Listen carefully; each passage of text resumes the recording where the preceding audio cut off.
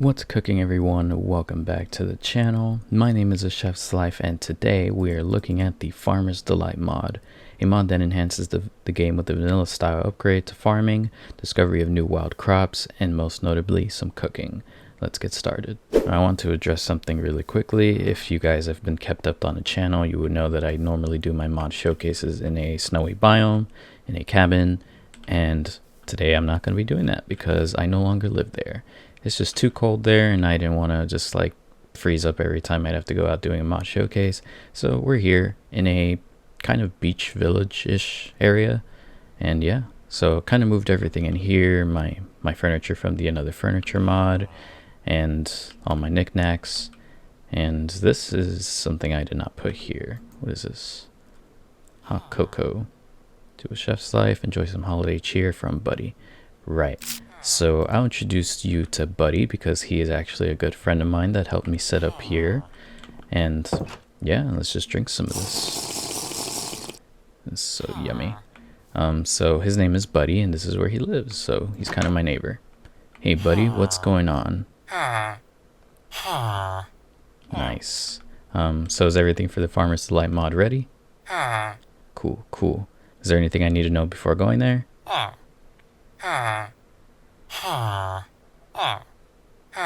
Alright, I'll be sure not to look, and I'll leave you to it. Right, so he's sitting out to look at that. Looks like a big project he's working on. And over here is the structure we're going to be working in. The Farmer's Delight Showcase, yeah. So here we have our little mock-up kitchen that Buddy made for us. And we'll start off with the blocks that we already have displayed. So we have these new cabinets of every current Minecraft wood type, and then we have the stone oven, or the stove that is, and that is crafted by using some bricks, some iron, and a campfire. So, and that reminds me that basically this is just kind of like a campfire. It's just a bit better. It can hold more food to cook, and yeah, it's just kind of a much better campfire. And luckily it does require a campfire to use, so it still uses a campfire. And now we'll take a look at the kitchen stuff. So here we have a netherite knife, a diamond knife, a gold knife, a flint knife, a skillet, cooking pot, basket, and cutting board. And I did forget the iron knife. There is an iron knife, of course. So we'll just place everything here. Cutting board, the basket, the skillet, you have to crouch to put that down, and the cooking pot. So the cooking pot is kind of like an inventory block. You use this little space to kind of put a bunch of ingredients, and then it kind of cooks it up into this. And then I'm not too sure about this bit, but I'm sure it's for something. And then here we have the skillet, which you could just put a bunch of stuff here. I think you could put like about a stack's worth of like meat and other crops and stuff that are cookable. And then here we got the basket, which is placed a little weird. You got to place it like that because it does kind of co-work with the cutting board. And you crouch and you can put a knife like that. So we'll just put everything back here, except for the skillet, because I do want to show that it is actually kind of like a weapon. So we'll just use the target dummy. And if we can hit it, and you can do a lot of damage. For some reason, doing non-critical is doing more damage. It seems like you could do about like 11 points of health. So just put that back. We'll skip over the blocks first because I do want to show the items first. And the items are usable in a bunch of different ways. We'll take a look over here with the menu. So the straw is used to make straw bales. It is gathered by using a knife on some certain plants. So apparently you can use it on bamboo, wild rice, pinnacle. Then we have the canvas, which is crafted by using straw. So this is the first thing that the straw can craft. And as for the tree bark, it's not really used for anything at the moment. You can only really get it. That's all that it's really for. Maybe it's also used as like fuel. But that's about it. And then we have the blocks. So we have a half toddy mat, a canvas, a rope, a full tatami mat, a canvas sign, a tatami block, and then we'll get all these storageable blocks. So we already have rope kind of dangling right here. We'll just kind of put some more, get a little decorative. We'll kind of just decorate the tables. These are kind of like seats, but not that you can actually sit on. Just kind of pretend, I think. Then we have the full tatami mat, more halves, and full.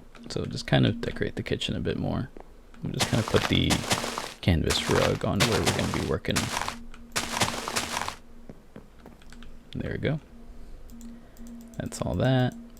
Oh, and the tatami block, I guess we'll just kind of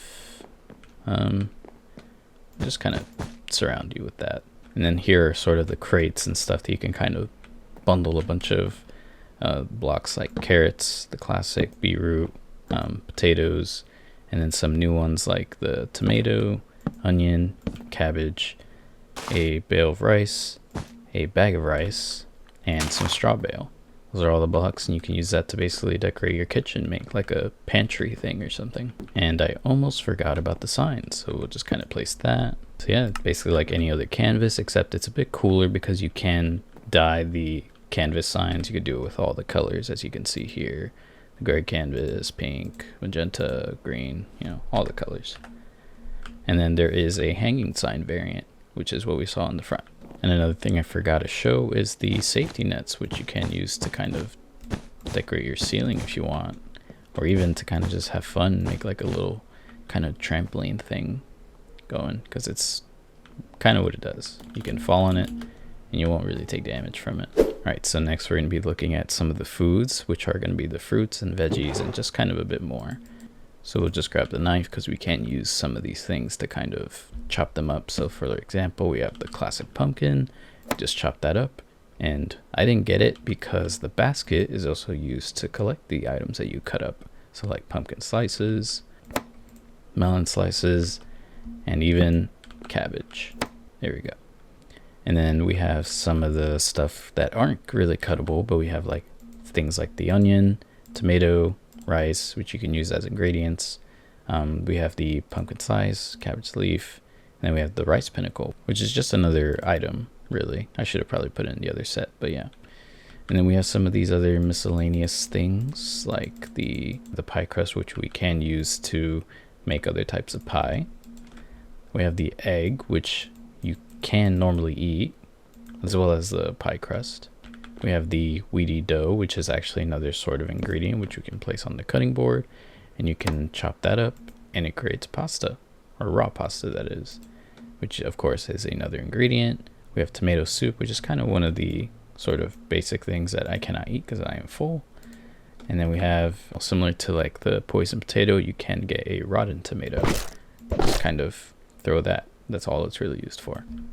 And 2 new seeds, because out of everything that is in the mod, there's only 2 new seeds.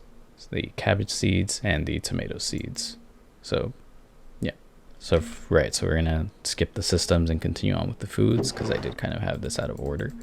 And we're gonna grab some spawn eggs and some new types of meat. Right, so I just killed off some mobs to get the meats, so I can show you how to get the other meats that you can cut up.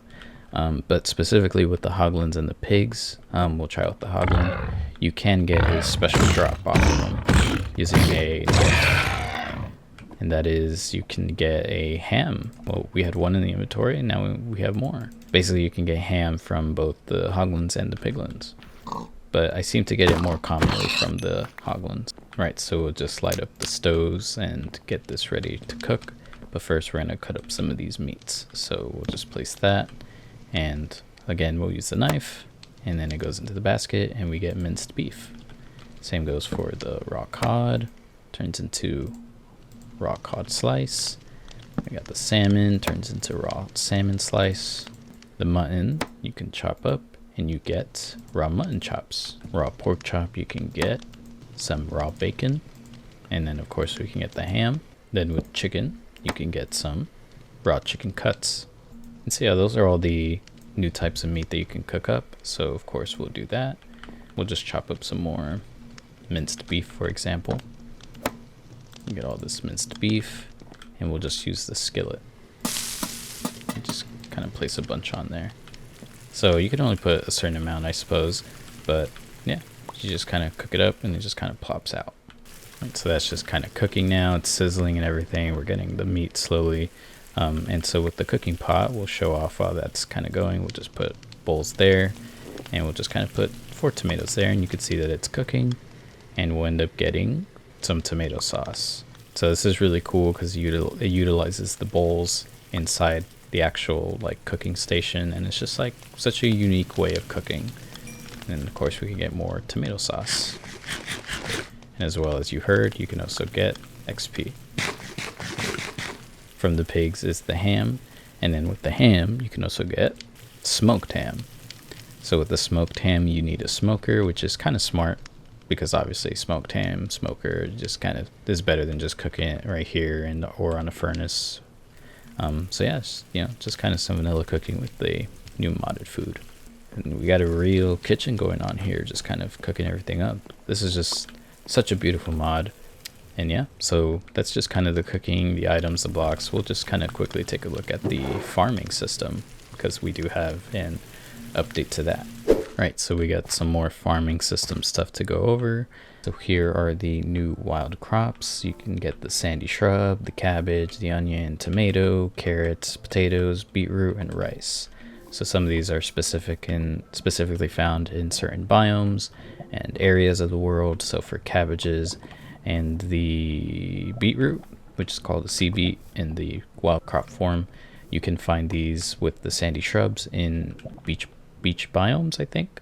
And for onions and carrots, you can find them in temperate biomes. Tomatoes you can find with the sandy shrub in deserts as well as savannas.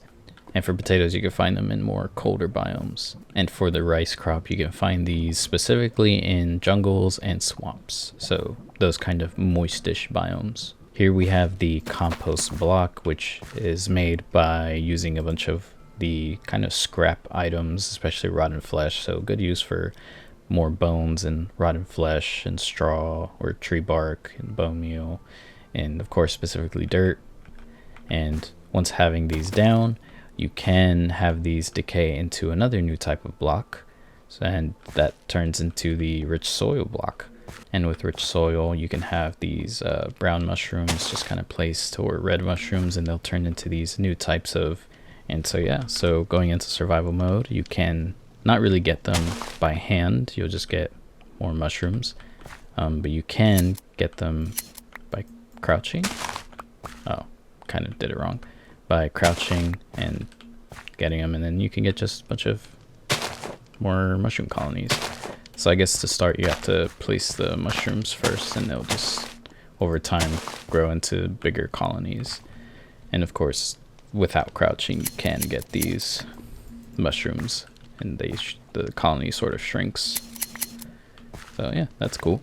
And so with the rich soil, it's pretty cool. You basically obviously use the hoe to kind of shear them, and they kind of turn into an upgraded version of the farmland block. And basically these are just better versions. They grow quicker. They kind of act as if like bone meal randomly applies to those plants, so that's pretty cool. And they're indestructible, as I'm showing by jumping around. And so yeah, that's pretty cool. Just better overall. Does utilize dirt and utilize a bunch of other items from the mod. And so yeah, this is just really useful.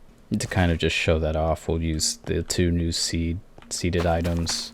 Just place the cabbage, and we got the tomato seeds, and they'll just kind of randomly grow over time like that.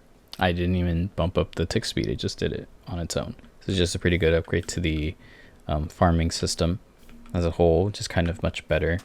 Nice to see something kind of, take an approach to an existing system. So yeah, this is a really cool mod. This is very, like kind of vanilla friendly. It's sort of like what a concept is for a food update would be. So yeah, it's really cool. It has a bunch of new blocks, new foods, an expansive cooking system and farming system. Just updating things that are currently in the game, and just adds a whole new level to it. And this is just kind of something we need in the game. So hopefully this is kind of an inspiration for the Minecraft devs to kind of just enhance the game a little with these sort of just simple ideas, and just of course not make them too complex, because Minecraft's all about simplicity. So yeah, thank you guys for sticking around to the end of this video. If you guys liked it, please subscribe and like. And comment what your favorite part of the mod is. And I'll see you guys next time. Goodbye. Or we got riding the Diablo Ceratops. And now you can control them and walk around and Honestly, it's a little goofy. It's a little goofed up with how it's currently placed, and you know, you start sprinting and then oh, you fell into a cave. You start, you